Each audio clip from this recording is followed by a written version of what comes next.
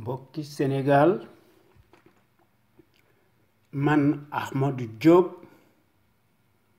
seen fidèle chroniqueur hebdomadaire ak seen serviteur moo leen di nuyu ci sunu waxtaan wi ñu tuddee xew-xewu réew mi nga xam ne maa ngi leen ko fas yéene defal talaata bu nekk bu ma fi yàlla bàyyee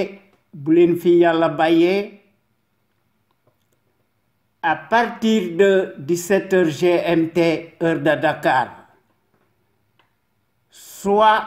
19h heure de Paris ñu leen koy defal xam ngeen ko dut leen ko jaawatle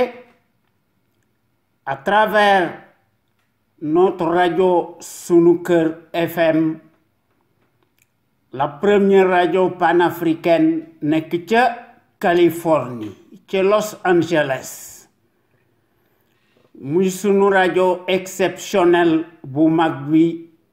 de renommée internationale. Kon xam ngeen ne tey talaata 30 avril 2019 sunu waxtaan wi ñu tuddee xew-xew réew mi am na solo ndax day gën a am solo waaye xam ngeen ne Inch'Allah, comme vous le savez, la semaine prochaine la communauté internationale musulmane à laquelle nous appartenons dana commencer le Ramadan, koor gi, le mois béni de solidarité, de partage et de pardon. Et pour la circonstance de nous def pause ba koor gi pare Inch'Allah waaye day sunu Sénégal gi day gën a dellu ginnaaw li ko waral c'est la justice instrumentalisée du ma tay di ko wax décret présidentiel muy la cour de répression de l'enrichissement illicite présumé réactivé ci coobarey boppam muy Macky Sall dafa nekk une cour martiale unique au monde digne de la Stasi, conflit d'intérêts manifeste et totalement illégal juridiquement, moralement et politiquement et cliniquement une arme politique de guerre confiscatoire à la démocratie et aux libertés fondamentales de conscience te loolu gis nañ ko ci cirque yi nga xam ne présidentiel waaye day le Sénégal sunu Sénégal gii de la teranga Macky Sall moo ko moom walla waaye nag comme d'habitude yéen waa Sénégal ak sénégalais ak sénégalaises yi nekk ca biir réew ma ak sénégalais ak sénégalaises yi nekk ci bitim réew ñu leen di tuddee les sénégalais de l'extérieur sun jàmbaar yu mag yi noo ngi leen di nuyu di leen sant ak di leen gërëm te di leen sargal ci déglu bi ngeen ñuy déglu bàyyi seen yitte yépp amul leen moroom kon gàcce ngalama yéen waa Sénégal noo ngi nuyu tous les intervenants ak seeni commentaires kenn demul ñu des waaye day buñ dee wax dëgg rekk te yàlla tax les meilleurs sentinelles ci Sénégal wax dëgg yàlla amuñu moroom ndax bu ñuy def seen waxtaan tanu bokk ci ñu tuddee ko l'info autrement ñu koy def altine ak alxemes à partir de 16h GMT heure du Sénégal nga xam ne bis bu yàlla sàkk dañuy def des rediffusions des audios audibles toute la semaine ñu koy def ndax mbir mi affaire fibre patriotique la ak pédagogie ndax dañ koy def lu dul di bëgg a mettre en lumière les mystifications du label en chair et en os un menteur professionnel profanateur ci la dëkk guddi ak bëccëg depuis 8 ans bis bu yàlla sàkk day fàtte li taxoon ñu fal ko lépp la weddi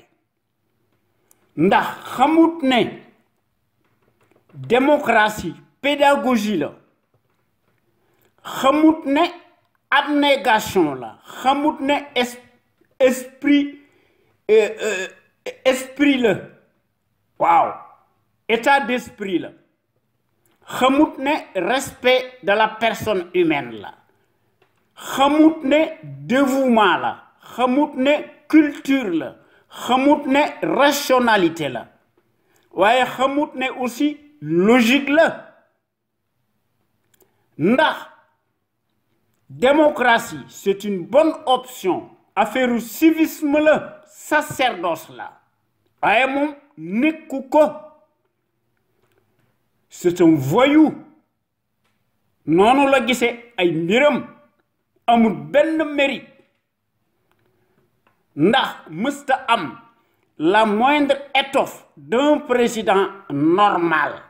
xam na ko c'est un accident de l'histoire c'est une enzyme plus que dangereuse du ma tàyyi di ko wax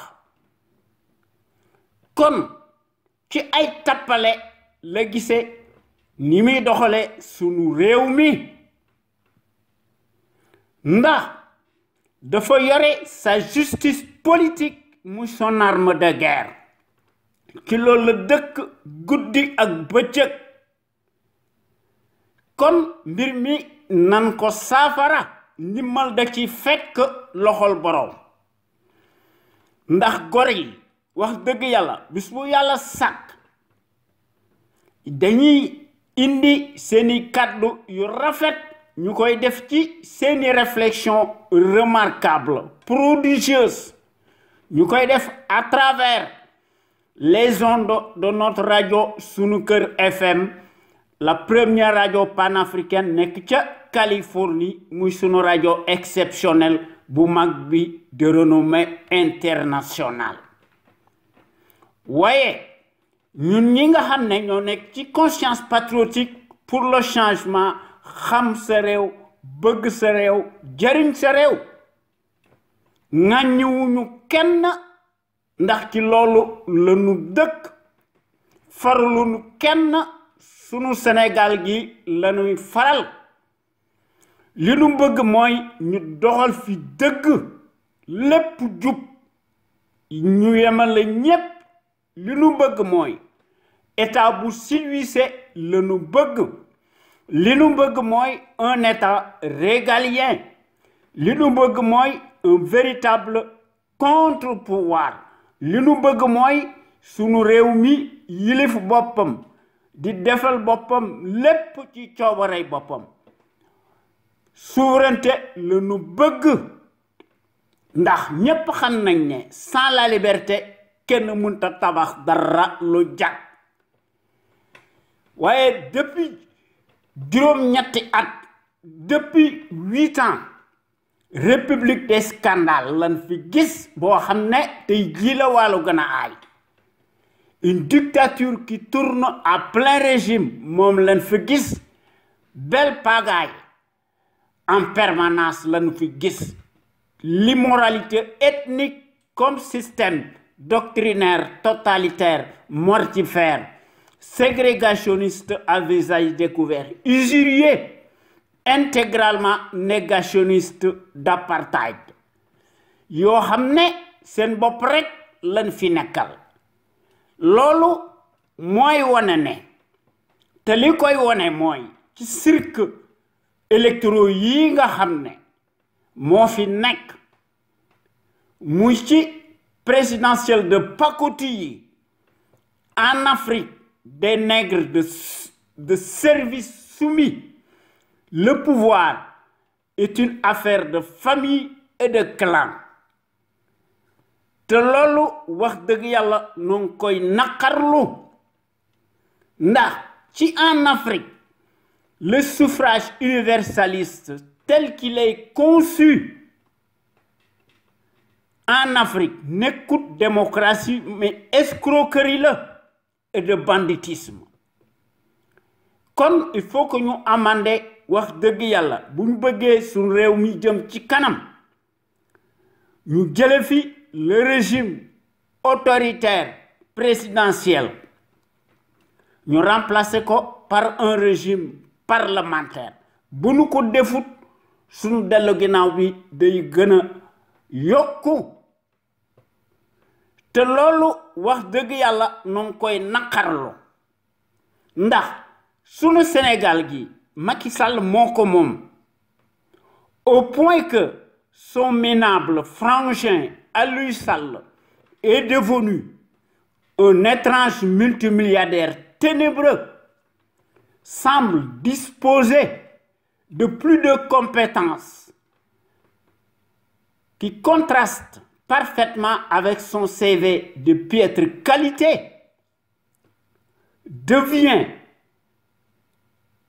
un constructeur de bâtiments devant la barbe et au nez du juge Samba Sall et du procureur Serigne Bassirou Gueye. Voyez, lorsqu'il s'agit de la famille immédiate du nègre de service, il reste au garde à vous. Lolo, moi wanene, depuis 8 ans, li nga xamné mom lañ fi gis une république bananière des rapines cartélisées des chiffonniers ethniques, politiques contre-productifs, antinomiques à nos valeurs. Ndax ki nga xamné muy Macky Sall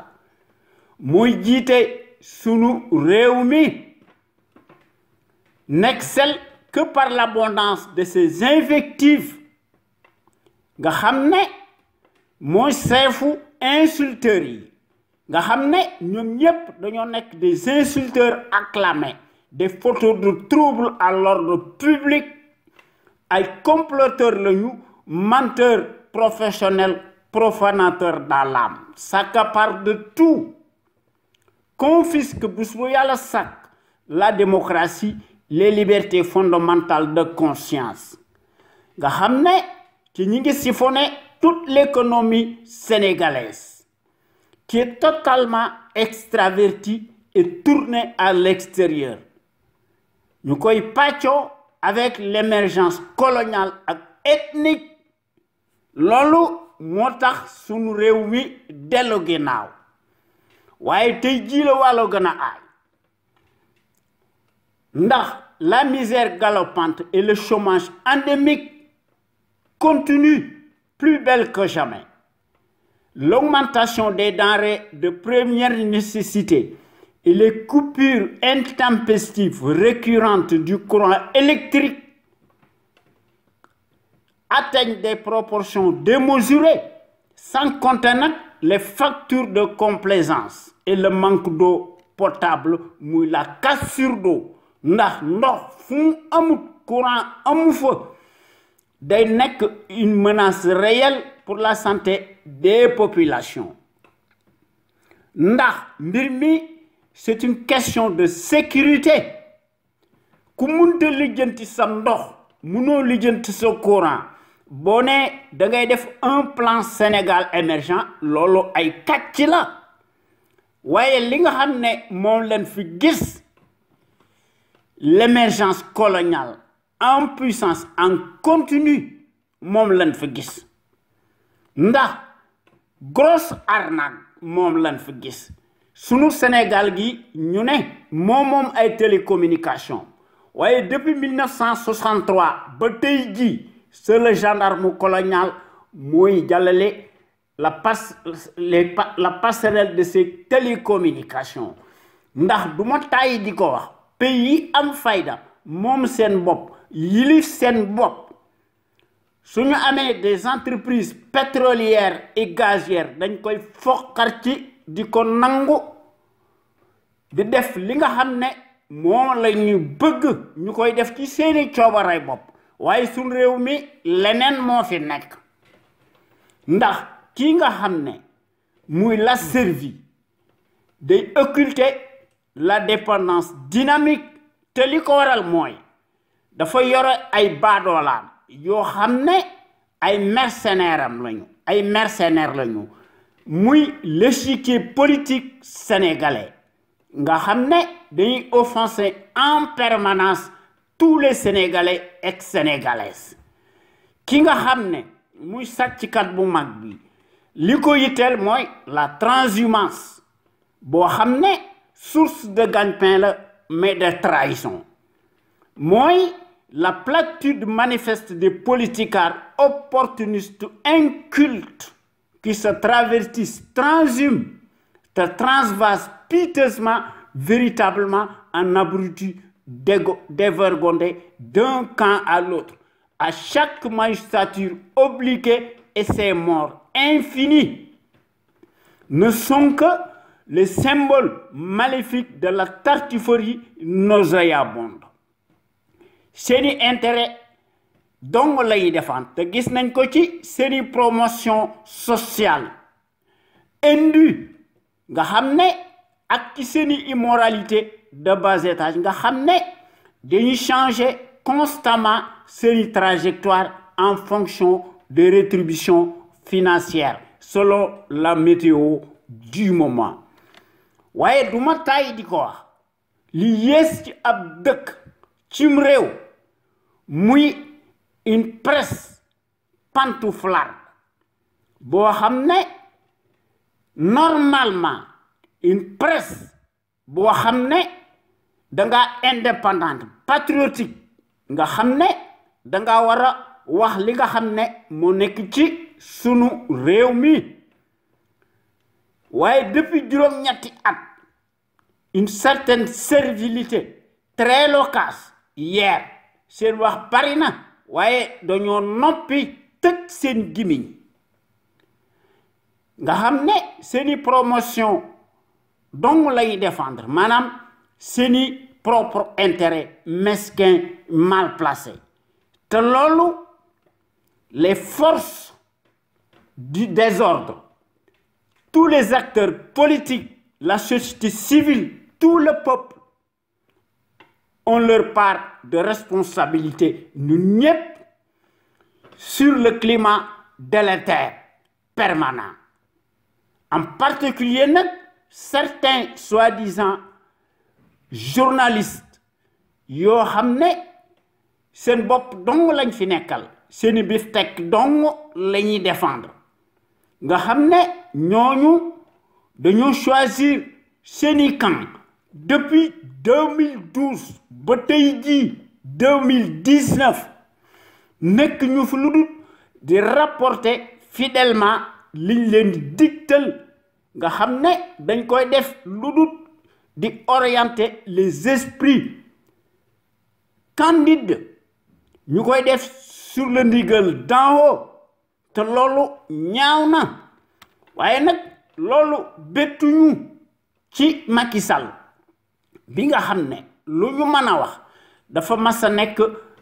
le champion de la rupture aléatoire c'est un corrompu corrupteur moo nekk le chantre du népotisme et de la pagaille en permanence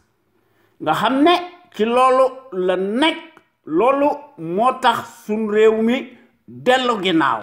te li ko waral muy l'aide à la presse ndax l'aide à la presse c'est un crime motax ñu jëfu di takamteku taggo ak sen sago Macky di len xifal di len affamé nga xamné ñuy talal seni keul di yalwaan te ñepp xam nañ né la dépendance politique financière de la presse dafa massa nek une menace réelle à la démocratie ndax cette presse de pacotille des pantalonnades se passe éperdument de la déontologie journalistique professionnelle nga xamné s'en fout de tout et piétine allègrement les traitements objectifs des informations nga xamné te gis nañ ko ci seeni bassesse dégoulinante te lolu wax deug yalla ñaawna waye nak li nga xamné moy tardel sun réew mi ki nga xamné depuis juróom-ñetti at muy Macky Sall mo tardel sun réew mi bitim réew lay liggéeyalut sunu réew mi moy def l'apologie du nazisme monétaire muy l'ingérence coloniale te lolu day wone né dafa manqué patriotisme amul fiscalisme évidemment dafa mas de déclarer né la monnaie coloniale est bonne à garder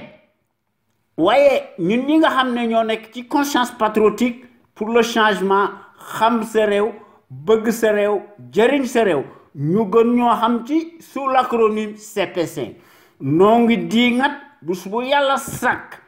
la gestion népotique et gabégique du Sénégal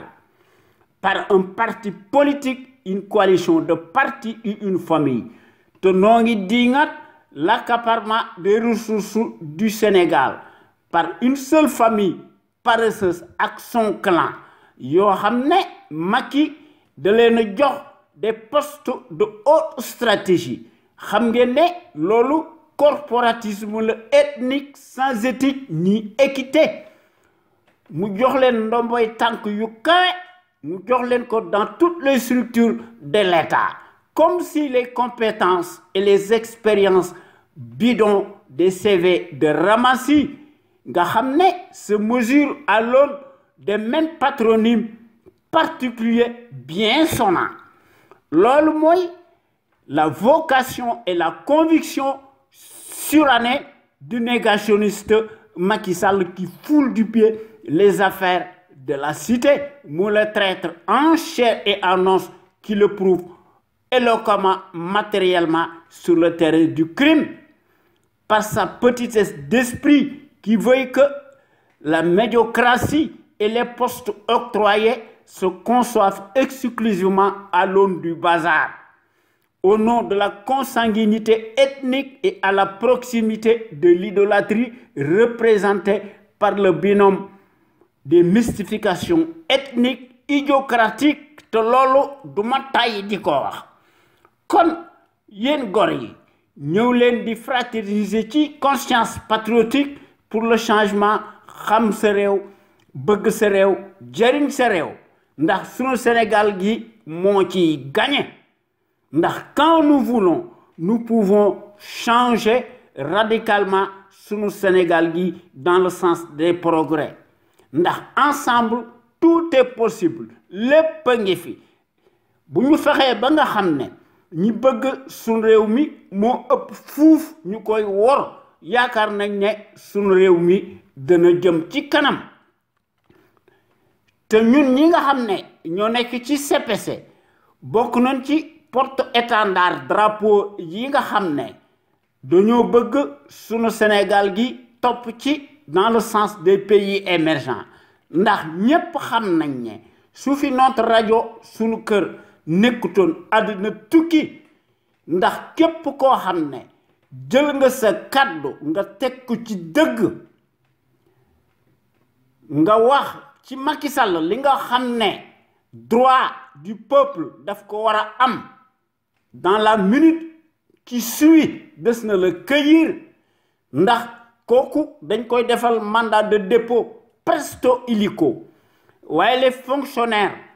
politicards mercenaires alimentaires tous dañuy transformer wu bu su yàlla sàkk en sarabande des vers de terre qu'ils sont ndax dañoo mas a nekk le symbole maléfique des traîtres baveux unifiés dans l'âme ñoom dañuy boire sans répit le calice jusqu'à la lie du haut de leur rang nga xam ne dañuy dund ci mbaggum sunu réew mi en toute impunité nga xam ne ci loolu lañu nekk ndax baadoolo yooyu duñu tarir mukk d'éloge à l'égard du fasciste en place lequel apparaît n'avoir jamais de défaut mais rien que des qualités te loolu ñépp xam nañ ne ay kàcc la waaye Macky yoonam nekku ci ndax ay workat ñoo ko dar loolu mooy wane ne kii nga xam ne muy Macky Sall dafa mas a nekk le pion le label du foutoir en chair et en os nga xam ne boppam rek ci la nekk nekkalu fi askan wi te loolu ñun ñi nga xam ne ñoo nekk ci conscience patriotique pour le changement xam sa réew bëgg sa réew jëriñ sa réew il faut que ñu changer sunu réew mi ñu teg ko dans la bonne direction ñu def ko en action nga xam ne sunu réew mi war a yilif boppam ndax c'est à ce prisme là que sunu Sénégal gi mën a retrouver sa dignité ak sa plénitude nga xam ne sunu Sénégal gi mën a retrouver son rayonnement boo xam ne daf koy def ci coobarey boppam à l'instar des nations émergentes te loolu du ma tàyyi di ko wax ndax hier comme aujourd'hui depuis 15 ans notre radio sunuker.com qui est à l'avant-garde et à la pointe du combat juste et pour l'émergence du Sénégal debout et fier de l'être sun rajo bi mësta nekk ci sur les chantiers battus ndax sun rajo bi bu yàlla sàkk day proposer du neuf ndax sun rajo bi day briser les tabous ndax day bousculer les idées reçues te day innover ndax sun rajo bi day populariser la démocratie ndax sun rajo bi mësta nekk ci les conventions ubuesques de l'établissement ndax sun rajo bi dafa mas a nekk di inscrire toujours dans sa trajectoire révolutionnaire qui évolue dans le bon sens des valeurs et des progrès immenses, exponentiels, salutaires et indispensables pour que nous soyons capables d'assurer le destin de notre pays sur des bases voulues, en toute logique et en toute conscience. Nga xam ne qu'on le veuille ou non, n'en déplaise aux turiféraires de la bande pestilentielle, notre média est devenu plus que jamais un phénomène de société qui reste le seul à aborder librement les sujets les plus variés qui sont considérés comme la loi de l'omerta. En particulier, la gouvernance politique, bancale, ethnique que les médias serviles du service public ndax ci Sénégal tous ces médias-là dañoo nekk toujours entre les mains des mêmes patronymes particuliers bien sonnants te loolu gis nañ ko ci la maison de la presse te gis nañ ko ci RTS te gis nañ ko ci APS ak ci Soleil ak ci privé ñoom ñépp tous dañoo nekk des instruments arrimés nga xam ne dañuy nekk toujours de facto des instruments politiques alimentaires, politiques soumis aux ordres monopolisés par le pouvoir calamiteux, tortionnaire, usurier. Loolu mooy wane ne amuñu patriotisme te amuñu civisme ndax su rajo bi mooy mottali seeni ndëngte te loolu gis nañ ko ci tant par la qualité des informations qui sont publiées largement sur notre site sunuker.com que par les analyses pertinentes des sentinelles sénégalaises à travers sunu rajo Sunuker sunu rajo bu mag bi l'avant-garde du civisme et du patriotisme te loolu noo ngi koy def en toute humilité ndax dafa nekk une exclusivité de notre site sunuker.com la première radio panafricaine de renommée internationale nekk ca Los Angeles ndax qu'on le veuille ou non vous ne trouvez nulle part ailleurs de telles informations capitales utiles les plus importantes si diverses et variées par leur qualité éminemment prouvée surtout celles qui relèvent incontestablement de la géopolitique qui contraste parfaitement avec la platitude manifeste de la servilité en place nga xam ne dañ fee nekk depuis depuis 8 ans ñu fi nekk di embellir le bilan chaotique du négationniste ethnique révisionniste et dont l'immoralité malodorante sans égal exceptionnelle et substantielle à son taux d'ADN nga xam ne évidemment il n'y a rien d'étonnant de la part d'un professionnel menteur professionnel en la matière qui ment plus qu'il ne respire waaye du ma tàyyi di ko wax sunu Sénégal gi du génn ci la pénombre nga xam ne et du guêpier infernal nga xam ne auquel depuis 8 ans nga xam ne il faut que sunu Sénégal gi régler le compte du traître encombrant muy Macky Sall en chair et en os et sa bande de fripouilles alignés te loolu nekkut offense nekkut un délit te loolu dañ ko war a def ndax ku wax feeñ ku jëf feeñ ndax sunu réew mi sonn na fatigué nañu tous nga xam ne kenn liggéeytut waaye ñoom ku leen gis xam ne xiifatuñu ndax dañoo funki ndax ils s'engraissent tous waaye sunu rajo bu mag bi un panel d'intellectuels d'hommes et de femmes ñoom ñëpp dañoo mas a nekk de gros calibre doués en matière gis qui s'expriment librement en toute logique en toute connaissance de cause nga xam ne et en toute conscience nga xam ne bis bu yàlla sàkk dañuy démontrer magistralement seeni capacité intellectuelle ndax ñoom ñëpp dañoo mas a nekk des têtes bien pleines ndax dañuy décortiquer di décrypter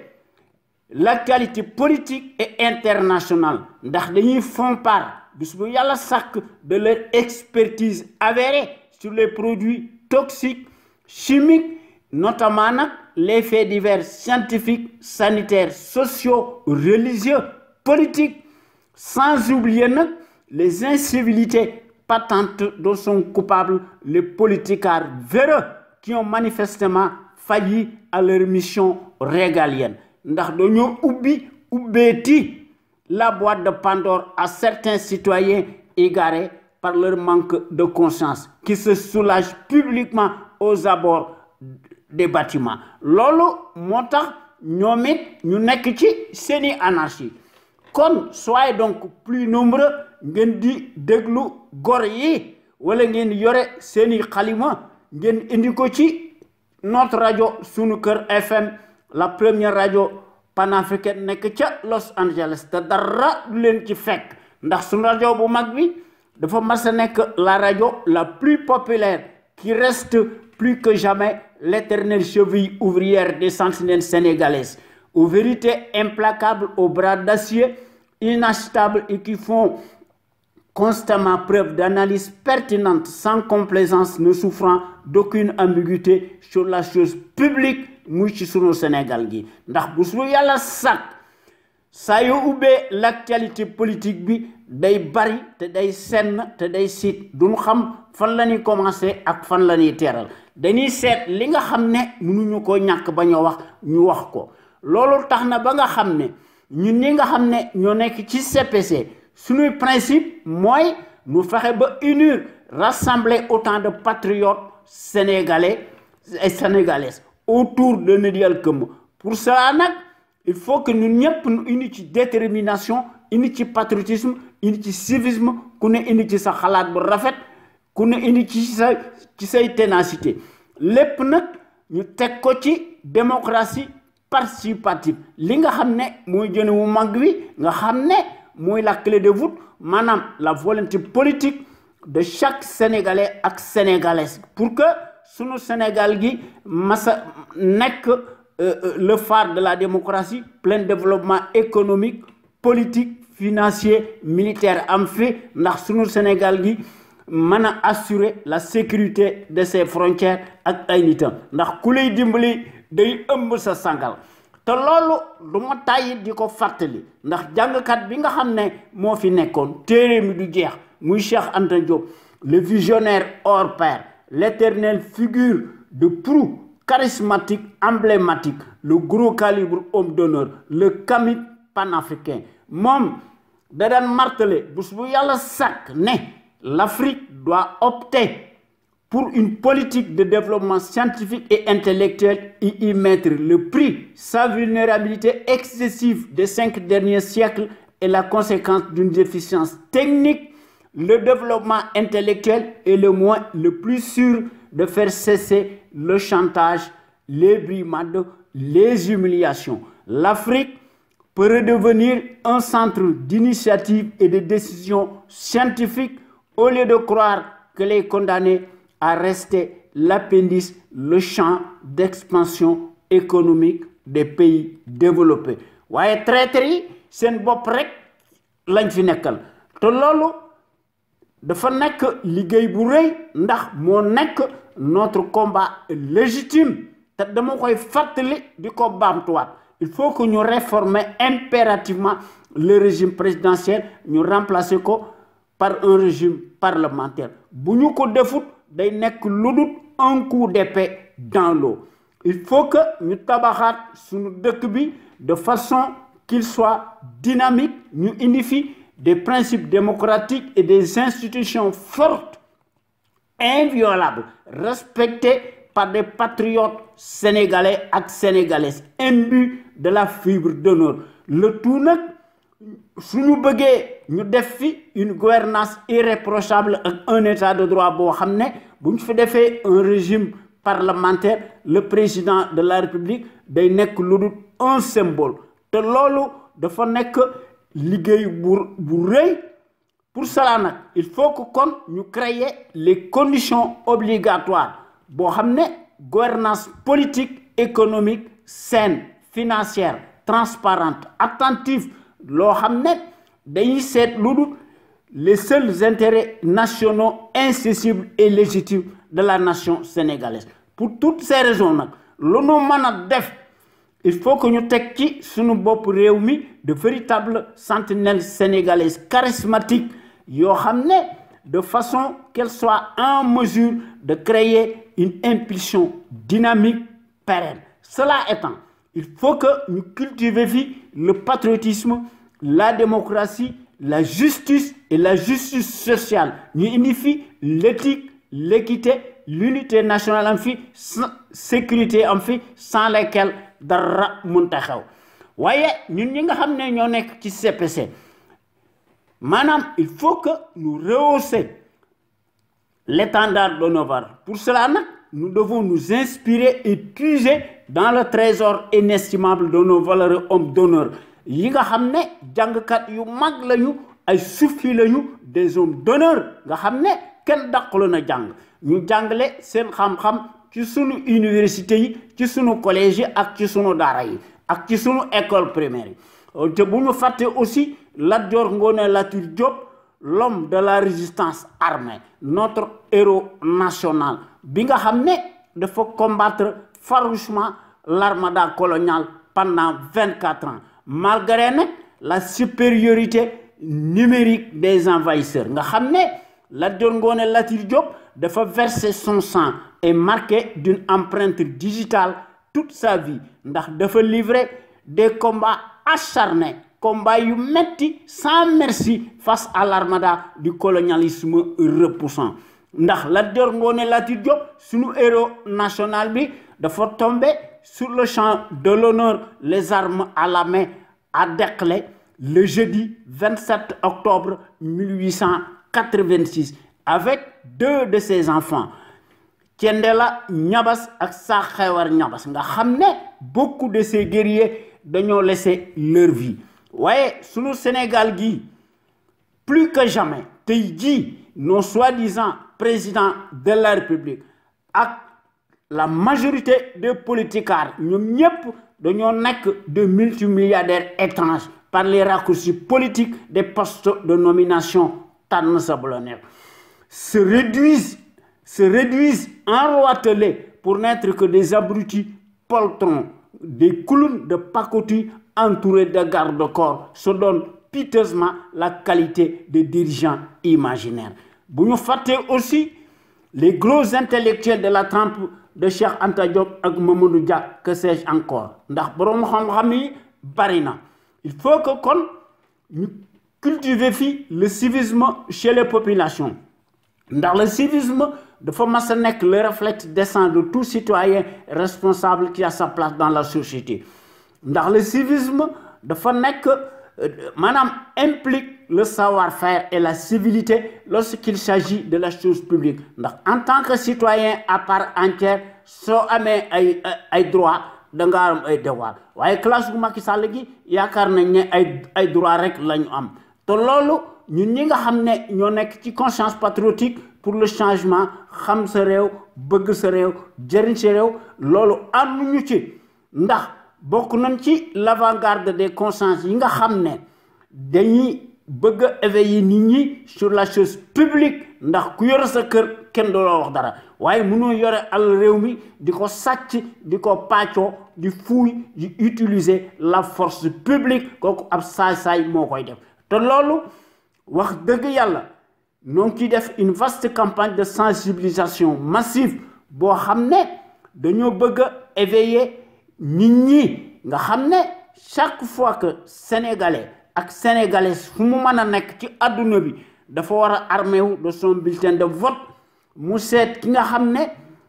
biiram set na ginnaawam set na mu seet mooy kan démb fan la jaar est-ce que lim am jaadu na wala jaaduwut ñu woteel ko librement en toute logique en toute conscience nga xam ne et en toute indépendance c'est ki nga xam ne moo défendre l'intérêt général ñu wateel ko su fekkente ni bii ne scrutin am na te loolu du ma tàyyi di ko wax baadoolo bii nga xam ne addu kalpe lay def nga xam ne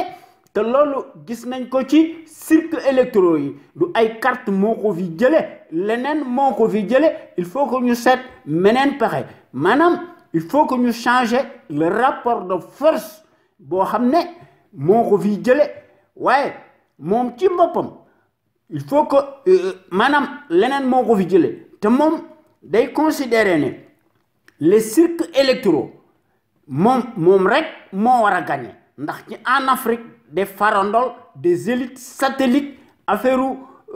suffrage universaliste nekkul lu dul une simple formalité administrative te loolu du ma tàyyi di ko wax ndax sunu Sénégal gi mënta échapper vraiment aux contingences mondiales obligatoires spécifiques à chaque peuple sunu Sénégal gi il faut que nu mu mën a def mu assouvir son propre destin ndax mu mën a opérer une véritable rupture totale comme ni ko pays libres yi di defee souverain waaye notre rajo Sunu Kër FM la première radio panafricaine de renommée internationale nekk ca Los Angeles dafa mas a nekk la rajo la plus crédible par son patriotisme actif nga xam ne suñu rajo bu mag bi dafa am des qualités exceptionnelles ndax la qualité est avant tout un état d'esprit qui vise à l'excellence yokkute am fi ci jikko nga xam ne mu def ko ci askano wi bu leer naññi te loolu la suñu rajo bi am ak gone yi nga xam ne dañoo mas a nekk des centenaires sénégalaises qui s'expriment librement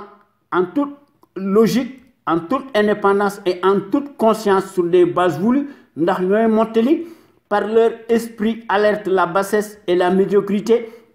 d'une certaine classe politicarde plutocrate multimilliardaire des raccourcis politiques ndax centenaires sénégalaises yi nga xam ne qui s'expriment à travers les ondes de notre radio sunuker.com ñoom ñëpp dañoo am une logique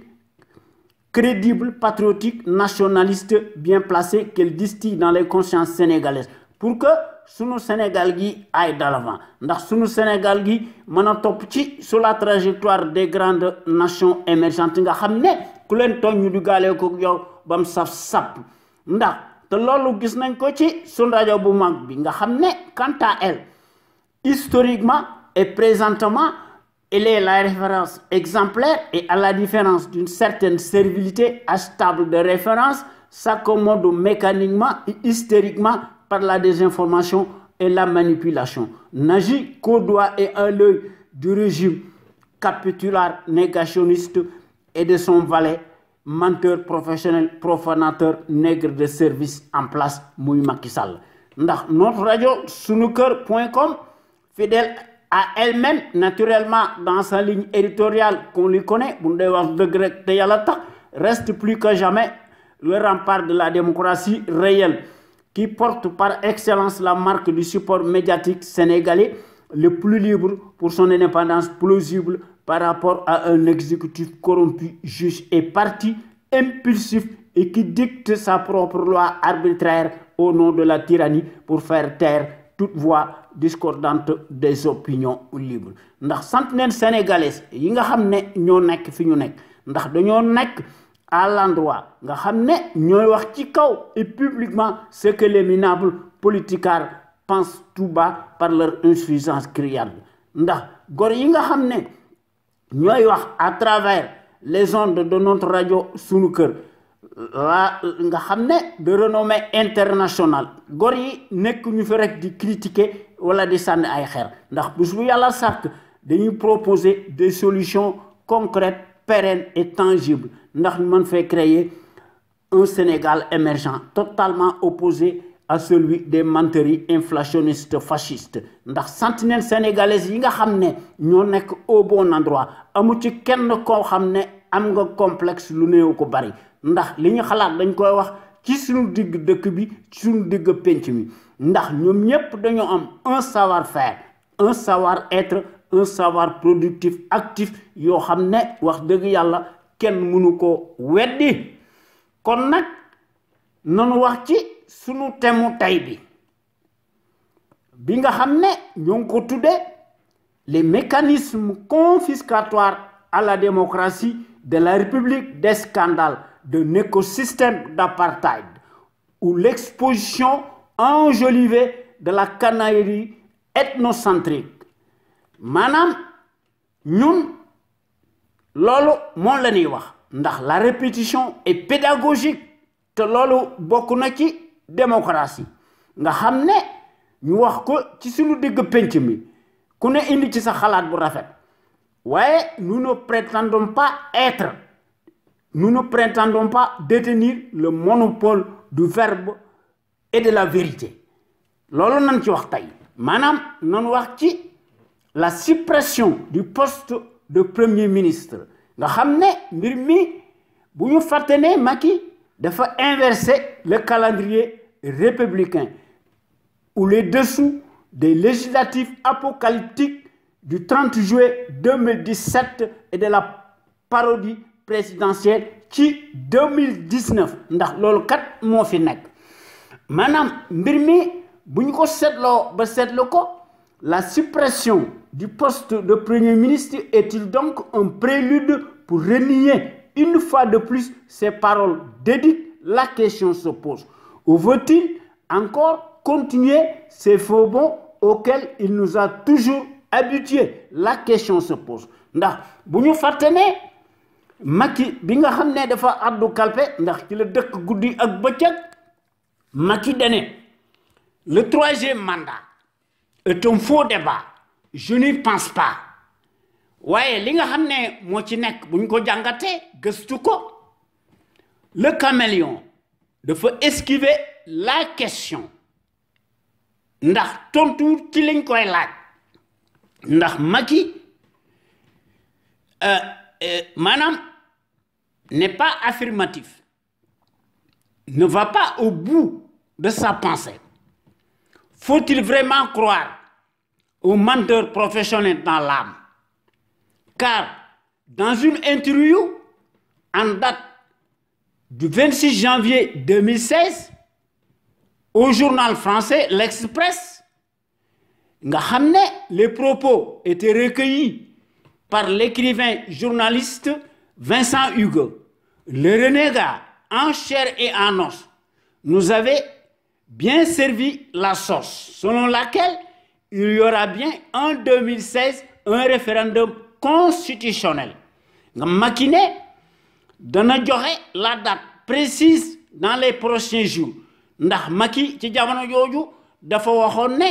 dana am un scrutin présidentiel au début de 2017 te gis nañu kàcc yi nga xam ne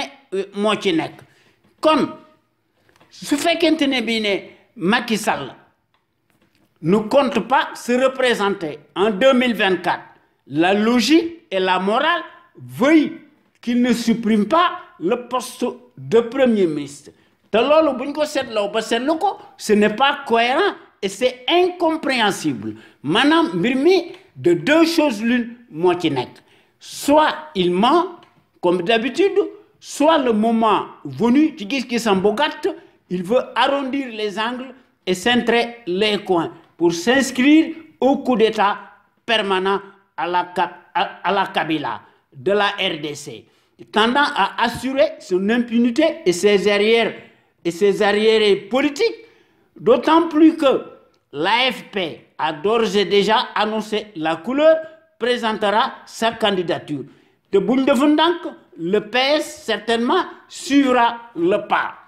Comme la suppression du poste de Premier ministre n'est qu'une manœuvre dilatoire, confiscatoire, longuement pensée, permet au personnage atypique d'être l'élément clé, hyper central et incontournable. ci gis-gisam bu gàtt te mbir mi am na leneen lu ci nekk ndax dans le souci de ne pas rallonger notre article sur ce gouvernement de Capharnaüm pourri de la tête aux pieds, nous passerons des éternels scandales du siècle au Sénégal qui s'empilent les uns après les autres, à savoir les affaires ArcelorMittal, Jackpot et fils des frères Salgate,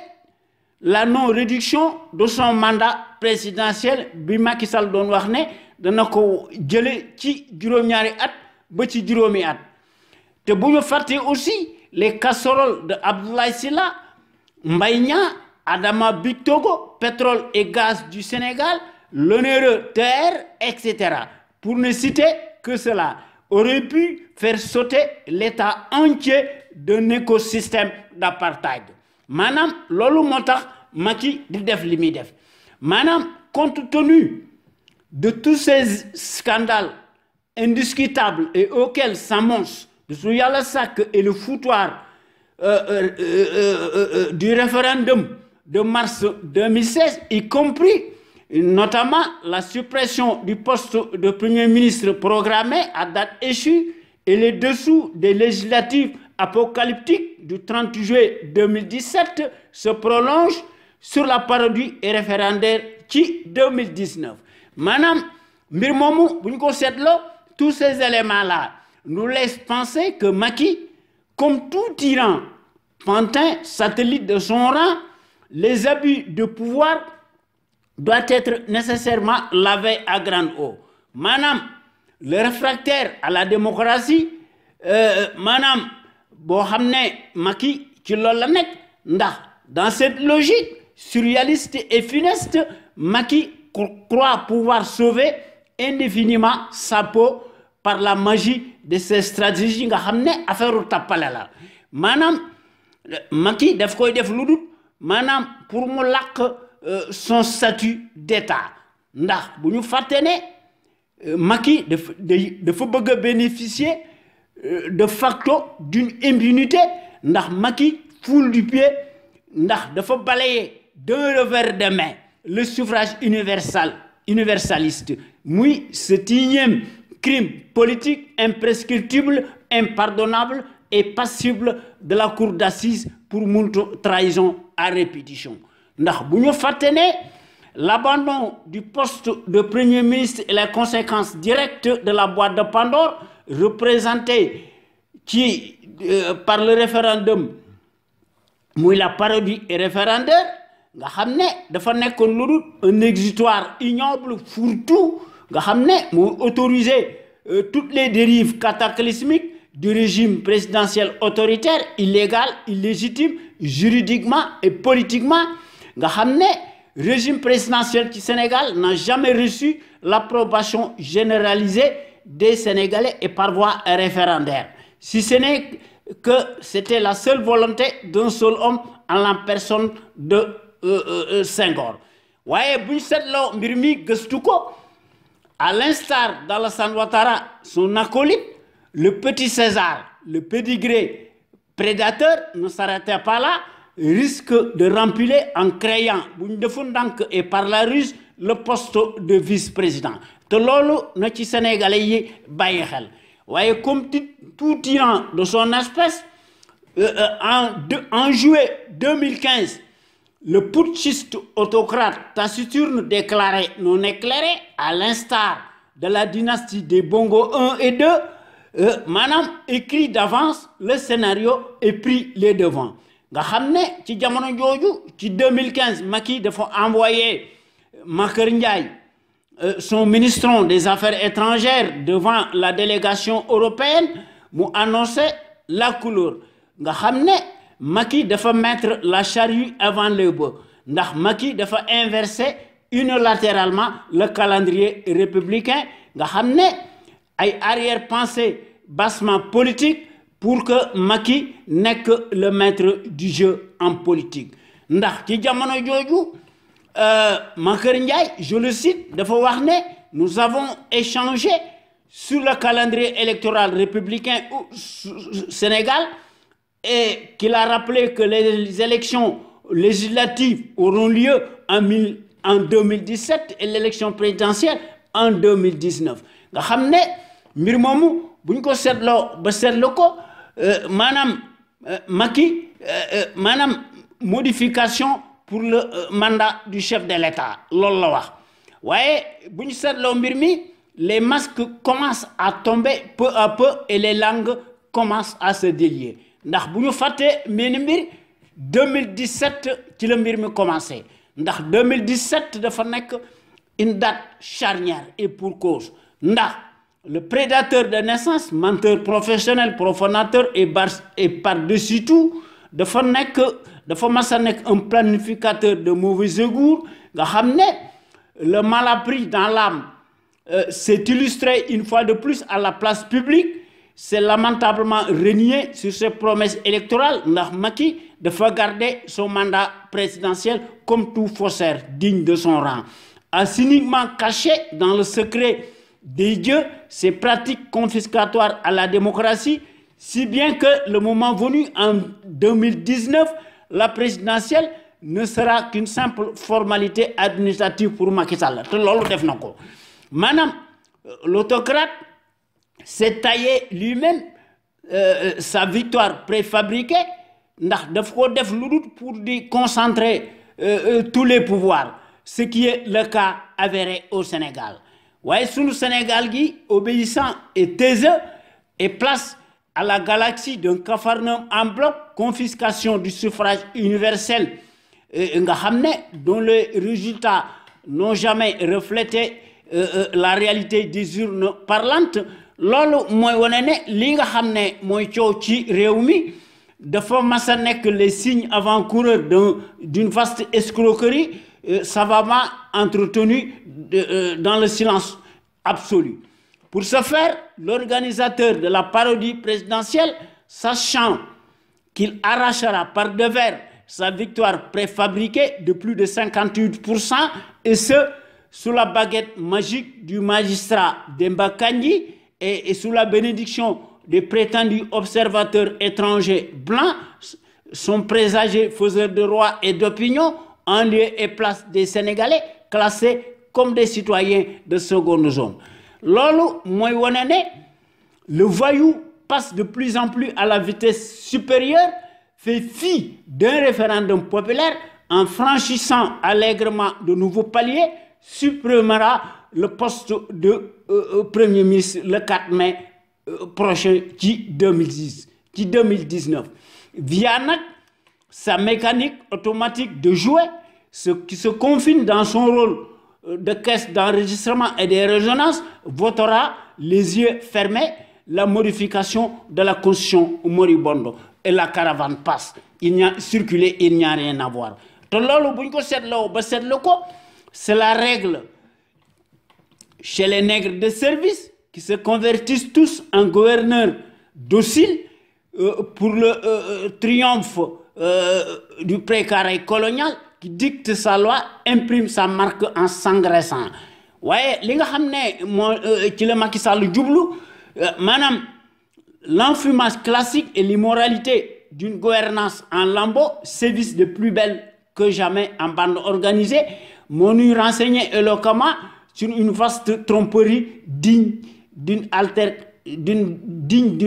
altération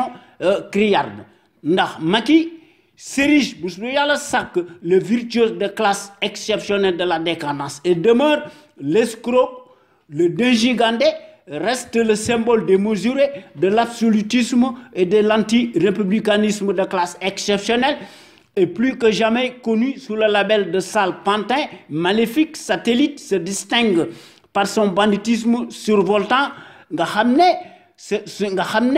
Finalement Macky ci loolu la nekk maanaam Macky dafa sàcc élection yi mu jaarale ko ci par son juge Demba Kandji boo xam ne moo tax Macky arraché outrancièrement lui-même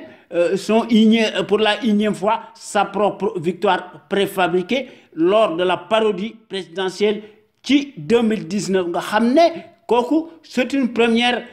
dans l'histoire du Sénégal. Voyez, dans une démocratie réelle et tangible, il n'est pas acceptable qu'un juge,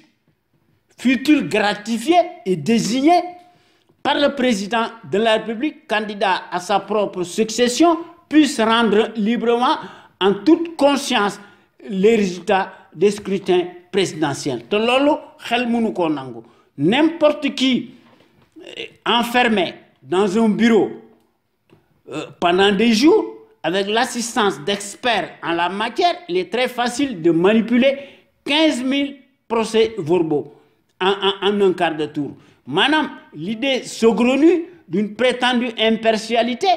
veut que le magistrat présumé désigné unilatéralement par le candidat à sa propre succession a tranché et prêté serment, circulé, il n'y a rien à voir. Sa parole vaut donc de l'argent comptant. Qu'un raccourci.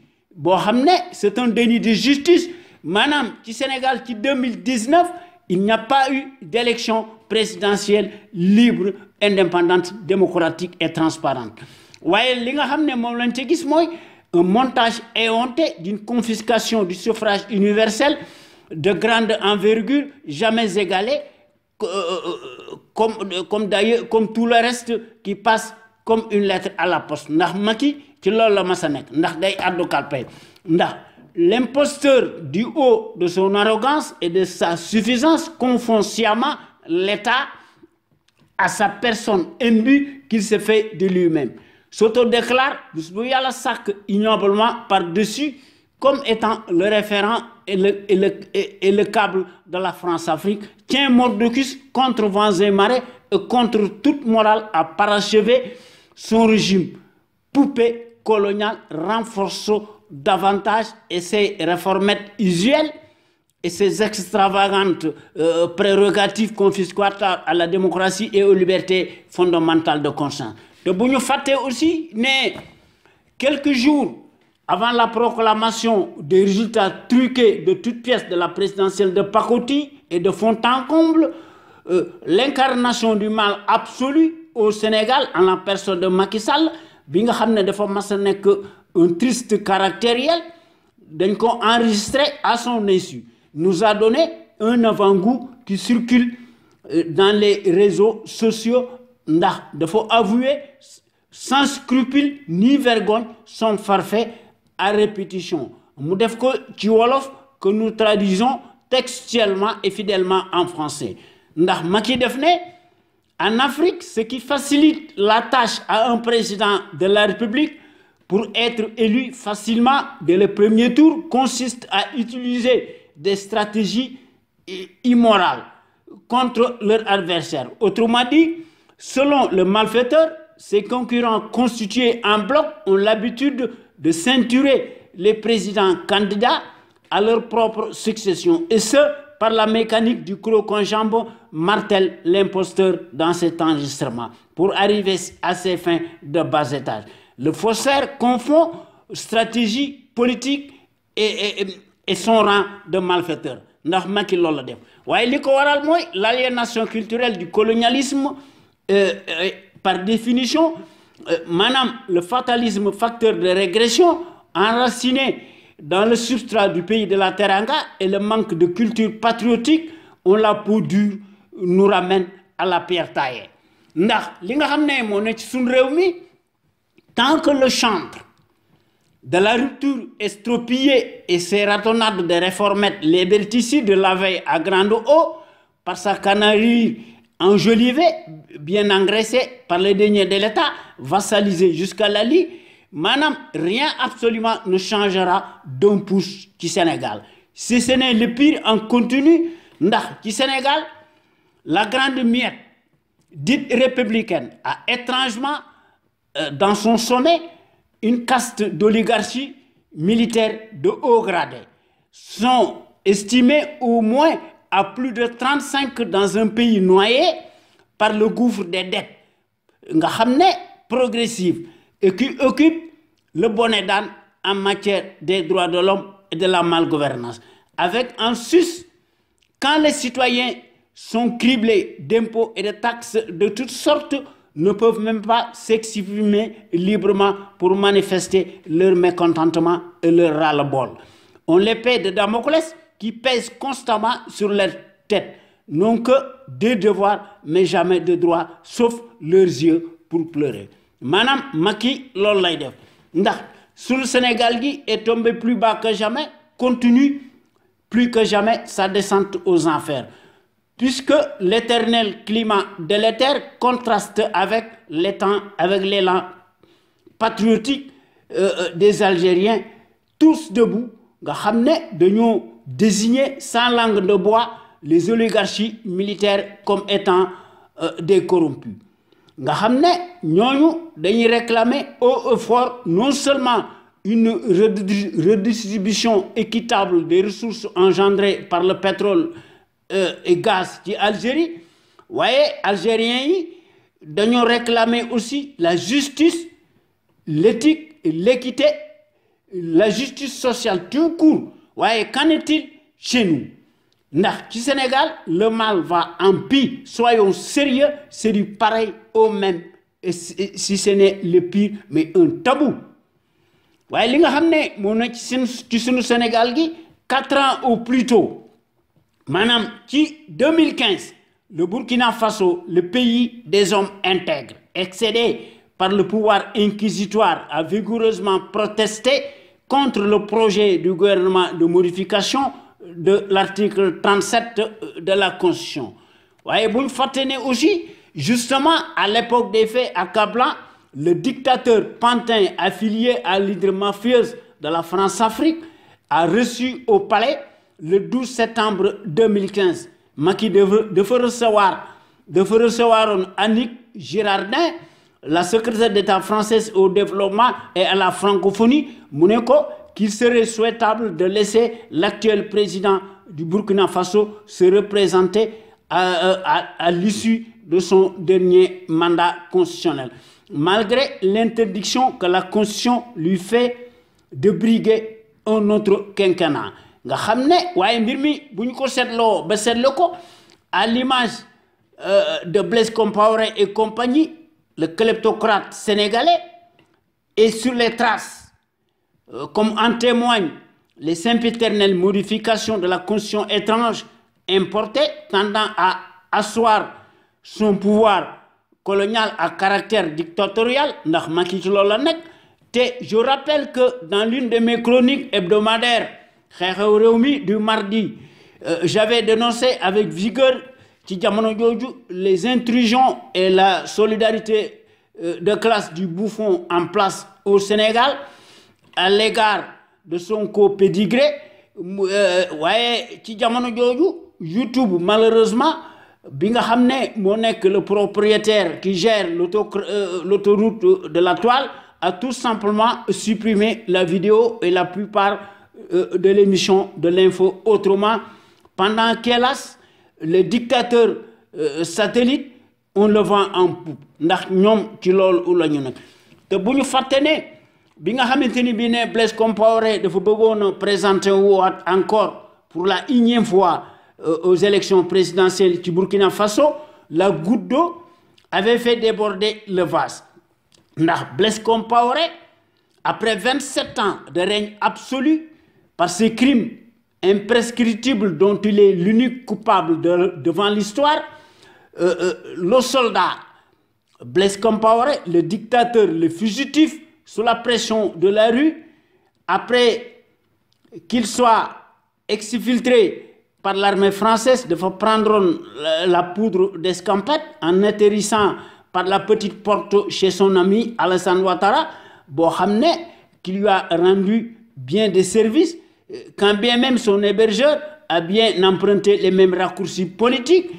et par les vacarmes des fourgonnettes françaises. Vous voyez, vous nous faites aussi, l'Algérie et le Soudan aussi, qui ne se laisse pas ravir la vedette, s'est inscrit dans cette logique par le truchement de son armée, a fini par obtenir la tête d'Omar el-Bashir, le putschiste Titi 89. Vous voyez, les Soudanais unis, comme un seul homme, continuent le bras de fer avec son armée, ne veulent rien entendre, aucun autre son de cloche que celui d'organiser des élections démocratiques, libres et transparentes. Vous voyez, li nga xamné mo ci nek mu ci Burkina Faso, ci Algérie ak ci Soudan, tous ces pays ont exigé mordicus un changement de régime et de système, ndax dañoo balayé d'un revers de main par leurs sursauts nationaux et par leur courage inébranlable, leurs dictateurs et leurs souteneurs, tous placardés dans les poubelles de l'histoire. Ouais, ici, chez nous au Sénégal, nous demeurons plus que jamais ces géants virtuels et aux pieds d'argile. Rien ne se passe comme si nous sommes dans le meilleur des mondes. Madame, qui armée c'est la particratie et la particularité des hommes de tenue de la Teranga qui prétendent se réfugier sur une crête de la neutralité pesante. Comme si elles sont réduites dans son rôle de supplétif face à un despote clown en place qui foule du pied et le suffrage universel et toutes les libertés fondamentales de conscience. Cela en dit long sur une spécificité à l'échelle supranationale des 14 pays africains francophones, tous soumis par le gendarme colonial le tout-puissant et ses accords de défense bidons. Nous renseigne sur ce qu'il est convenu d'appeler les liaisons dangereuses avec ces colonies d'Afrique qui deviennent ipso facto le prolongement soft des provinces du pays de Marianne, et dans lesquelles les élites autocrates de Ramassi jouent les intérimaires en se réduisant en simple farandole de gouverneurs en échange de sauver leur siège par la petite porte. Maintenant, au Sénégal et en Afrique des courbettes, le suffrage universel n'a plus aucun sens, car les mêmes planificateurs inamovibles de la charogne gagnent à tous les coups par devers. Dans ces conditions, c'est une aberration de croire à un Sénégal émergent ne se tirera jamais la tête de l'eau, encore moins d'aller dans le sens des progrès exponentiels. À l'image des pays debout, libres, indépendants et souverains, qui se dressent la tête haute et se battent corps et âme contre la tyrannie de l'ingérence absolutiste des pays impérialistes. Dire que la séparation des pouvoirs est une réalité au Sénégal, ce n'est qu'un leurre, un simple slogan creux dans le régime présidentiel totalitaire en Afrique des élites courbettes satellites, malgré leur apparence, quand on sait que tous les corps de contrôle prétendument institutionnels sont tous sous la botte et la tutelle du président monarque qui se considère lui-même comme étant un dieu sur terre, bénéficie immanquablement d'une immunité qui est source d'impunité, qui les nomme peut les dégommer à tout moment quand il le veut, selon ses propres pulsions névrotiques, et ce, à sa propre convenance personnelle et pour ses propres intérêts mesquins mal placés. Lolu moy tardel suñu réew mi waaye li tax lolu lépp am maanaam comment en est-on arrivé là ndax mbir mi li ci nekk mooy d'un côté la passivité active de la majorité pauvre et résignée sur son sort, tandis que de l'autre côté, malheureusement, par opportunisme, la rhétorique d'une certaine caste de réactionnaires, de vautours, accommodants, affairistes, vendus jusqu'à la mort, bien arrimés dans les alcôves du pouvoir, avec le matraquage clientéliste de rats médiatico-politiques clivants qui y tirent leur miel du jour. Maintenant, tous ces éléments réunis constituent donc un boulevard et un cocktail molotov sur lesquels surfe le chantre de la décrépitude pour faire passer ces lois scélérates décriées. Face à l'application toute repoussante qui est synonyme d'anesthésie généralisée de tout le peuple sénégalais soumis et machinalement obéissant et taiseux, reste plus que jamais au garde à vous en laissant le terrain au caniche de l'Occident, moule traître endurci, qui est en tête des hit-parades des pires dictateurs africains les plus serviles de la planète entière, n'a jamais été aussi fort depuis 2012 à nos jours par ces méthodes fascistes indignes et surannées, lesquelles, quoi qu'on l'on puisse dire, prennent le dessus, surtout semblent porter ses fruits à bien des égards. Ndax bu ñu seetloo sunu Sénégal gi depuis 2012 pour un oui pour un non tout le Sénégal requinqué ci jamono jooju était debout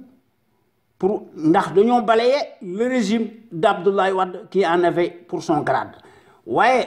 Macky Sall bi nga xam ne moo nekk son successeur le taciturne est bien pire que son devancier ndax Macky Sall moo nekk le gourou le mal du siècle au Sénégal, mais au pinacle tout ce qui lui font de l'ombre nga xam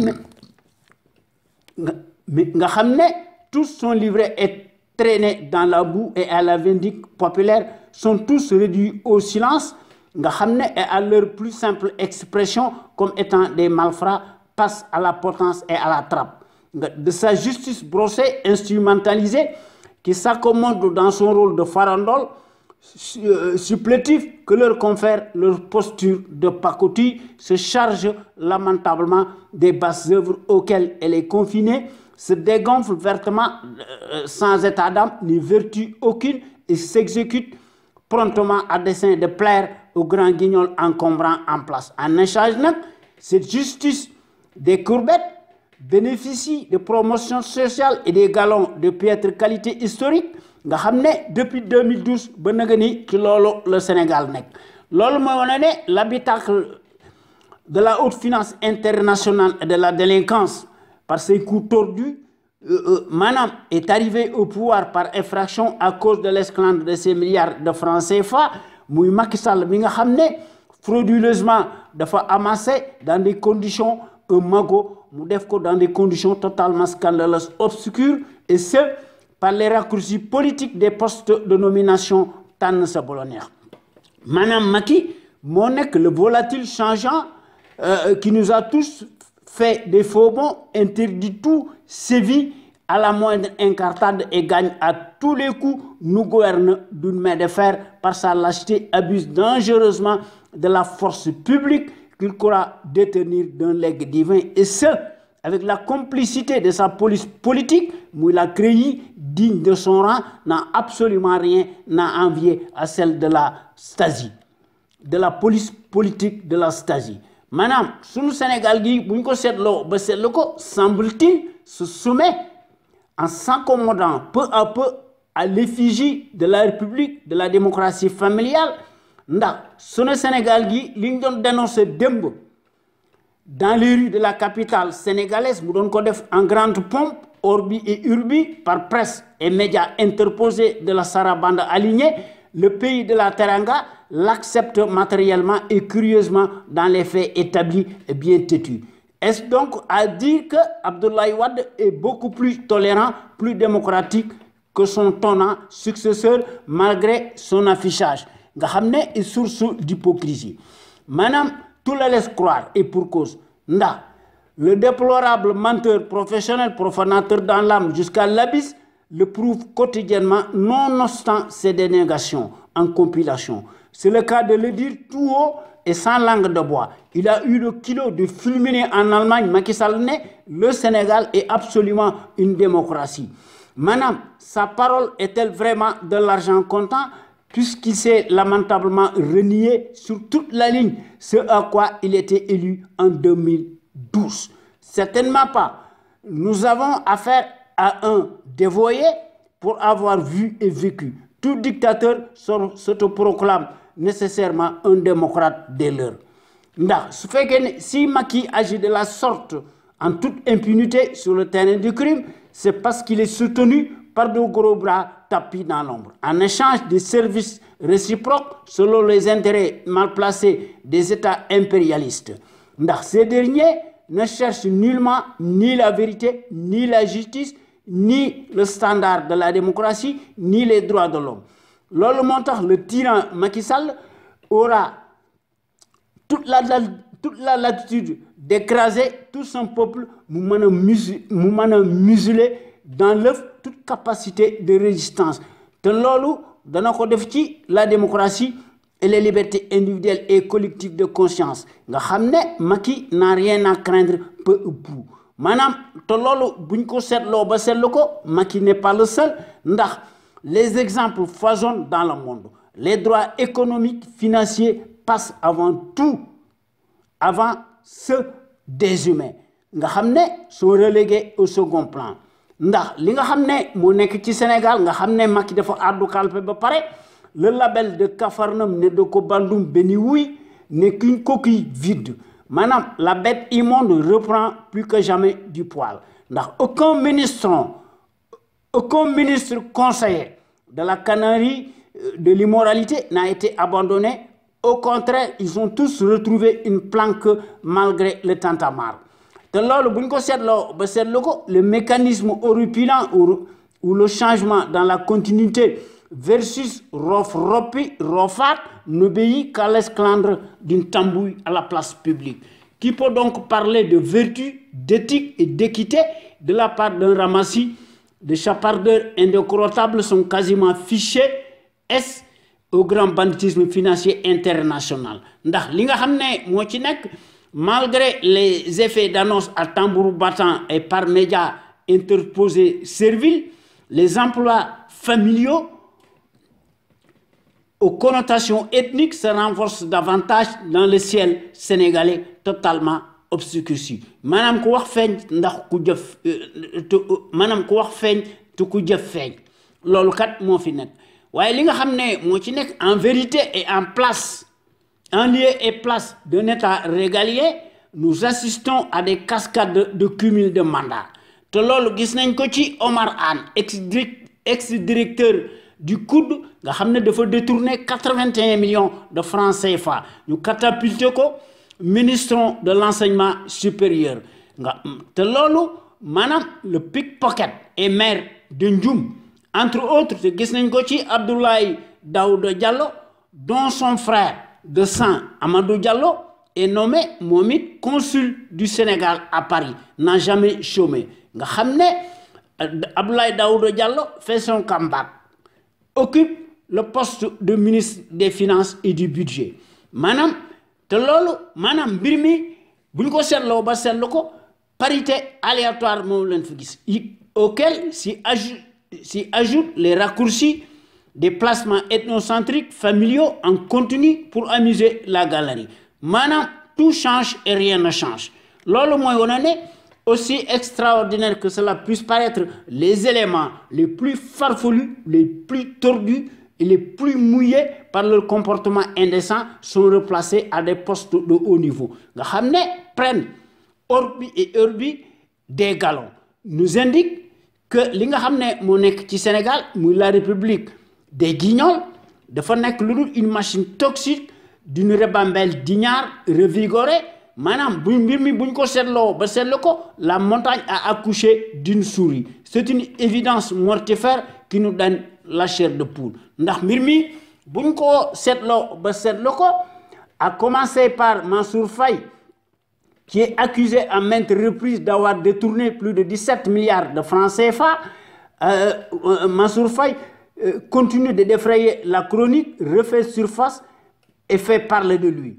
Peu importe, ouais, son bienfaiteur, madame, le maître du totalitarisme et du népotisme, des ailes, le flegmatique et le chantre de la corruption, de l'anarchie, de la transhumance, des transvasements apocalyptiques, de la désinformation et la manipulation sont source de cannibalisme politique et d'anarchie des consciences abîmées. Ndax Macky nee na PCE la waaye li nga xam ne moom lañ fi gis mooy l'émergence de l'engeance malfaisant ethnique en bande organisée de la racaille loolu kat lañ fi gis maanaam reparlons donc de celui qui surfe sur les eaux troublante de la démocratie familiale. Maintenant, il s'agit bien de Mansour Faye et de loin l'élément le plus chuchoté, le plus privilégié, ndax moo nekk l'hyper-ministron le plus puissant du gouvernement de Bazar. Grand frère de Mariam Faye, celle que l'on appelle à juste titre la première dame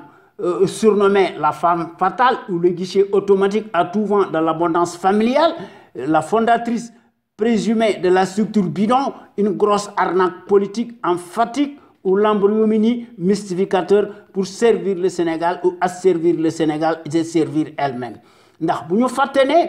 ci rappel ci 2014 lors des parodies municipales de pacotille pour introniser le plastique, le symbole du misérabilisme en qualité de maire de la ville de Saint-Louis, dañ ko nommé ministron de l'hydraulique et de l'assainissement. Ouais, le chef de bande de la République des Caïds réquisitionné ci jamono jooju un dispositif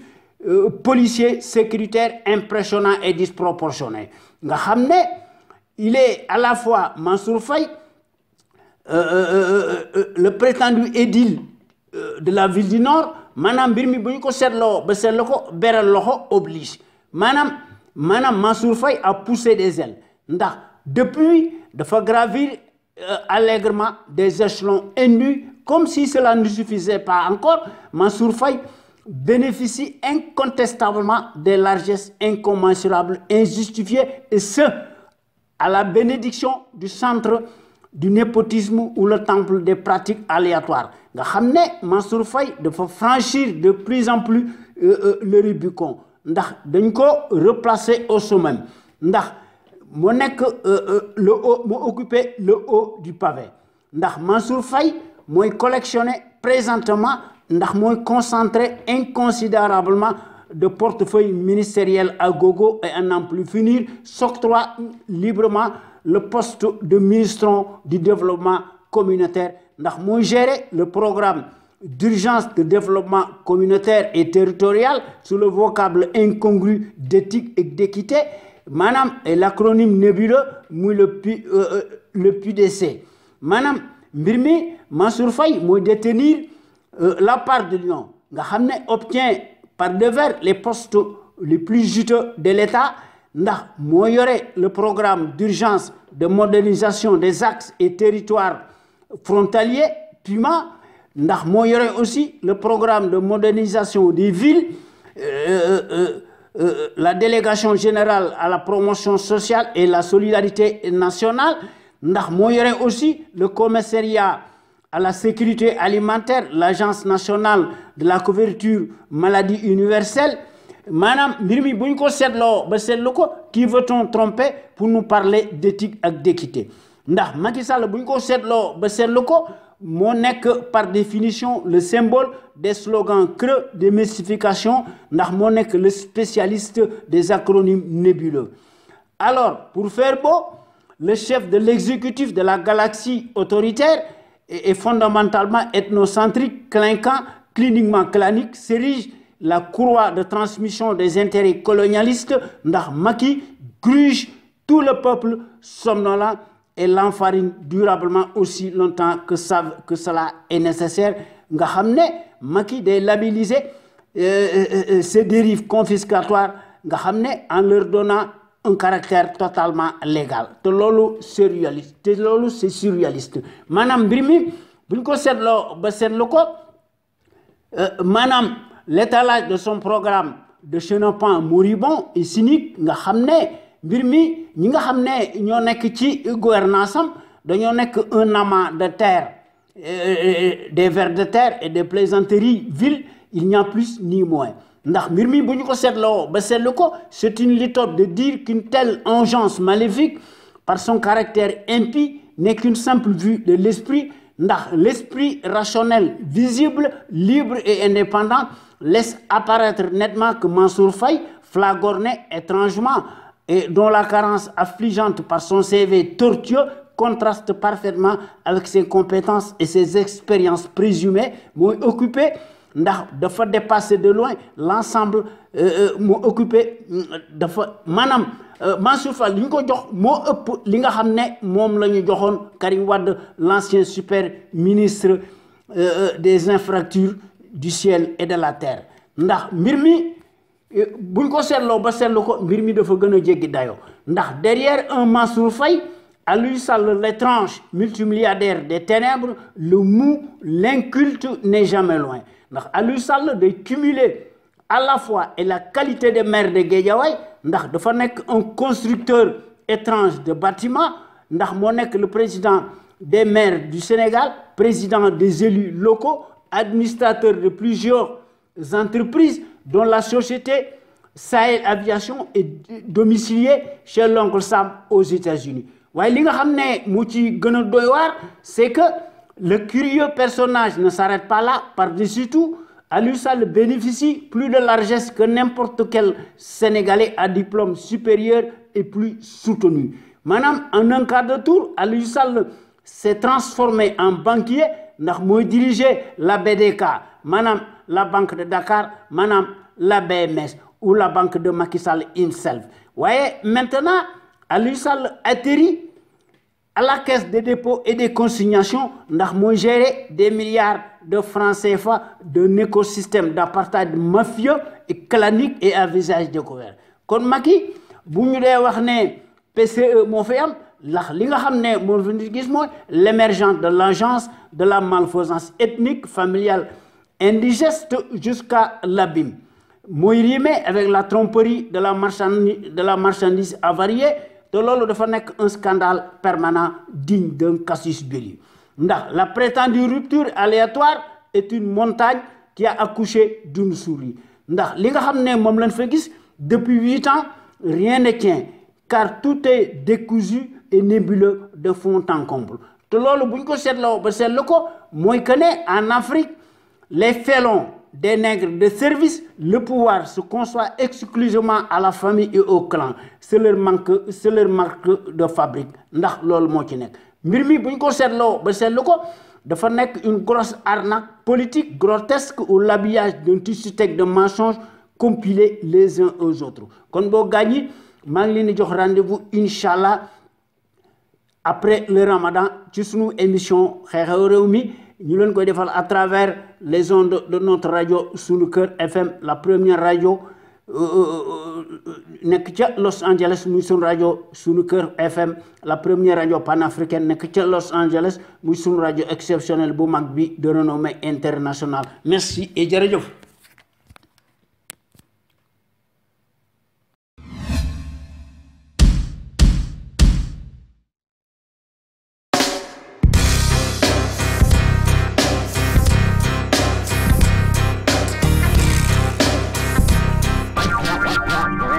Yes.